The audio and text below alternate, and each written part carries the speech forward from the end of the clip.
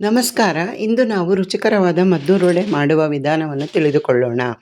ಮೊದಲಿಗೆ ಒಂದು ಪಾತ್ರೆಗೆ 1 ಬಟ್ಟಲು ಚಿರೋಟಿ ರವೆ, 1 ಬಟ್ಟಲು ಅಕ್ಕಿ ಹಿಟ್ಟು, ಅರ್ಧ ಬಟ್ಟಲು ಮೈದಾ ಹಿಟ್ಟನ್ನು ಹಾಕಿ, ಸಣ್ಣದಾಗಿ ಉದ್ದುದ್ದವಾಗಿ ಹೆಚ್ಚಿಟ್ಟುಕೊಂಡಿರುವ 2 ಈರುಳ್ಳಿಯನ್ನು ಹಾಕಿ, ಸಣ್ಣದಾಗಿ ಹೆಚ್ಚಿಟ್ಟುಕೊಂಡ ಕರಿಬೇವಿನ ಸೊಪ್ಪು, ರುಚಿಗೆ ತಕ್ಕಷ್ಟು ಉಪ್ಪು, 2 ಚಮಚ ಬಿಸಿ ಎಣ್ಣೆಯನ್ನು ಕಾಯಿಸಿ ಹಾಕಿ, 2 ಹಸಿರುಮೆಣಸಿನಕಾಯಿಯನ್ನು ಹೆಚ್ಚಿ ಹಾಕಿ ಚೆನ್ನಾಗಿ ಮಿಕ್ಸ್ ಮಾಡಿಕೊಂಡು, ನಂತರ ಸ್ವಲ್ಪ ಸ್ವಲ್ಪ ನೀರನ್ನು ಹಾಕಿ ರೊಟ್ಟಿ ಹಿಟ್ಟಿನ ಹದಕ್ಕೆ ಕಲಸಿಟ್ಟುಕೊಳ್ಳೋಣ.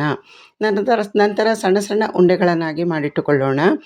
ಒಂದು ಬಾಣಲೆಯಲ್ಲಿ ಎಣ್ಣೆಯನ್ನು ಹಾಕಿ ಬಿಸಿಗಿಡೋಣ. ಎಣ್ಣೆ ಬಿಸಿಯಾದ ನಂತರ ಉಂಡೆ ಮಾಡಿಟ್ಟುಕೊಂಡದ್ದನ್ನು ತಟ್ಟಿ ಬಿಸಿ ಎಣ್ಣೆಗೆ ಹಾಕಿ ಎರಡೂ ಬದಿಯಲ್ಲೂ ಗರಿ ಗರಿಯಾಗಿ ಒಂಬಣ್ಣ ಬರುವವರೆಗೂ ಬೇಯಿಸಿಕೊಂಡರೆ ರುಚಿಕರವಾದ ಮದ್ದೂರೊಡೆ ಸವಿಯಲು ಸಿದ್ಧ. Please do like, share and subscribe. ಧನ್ಯವಾದಗಳು.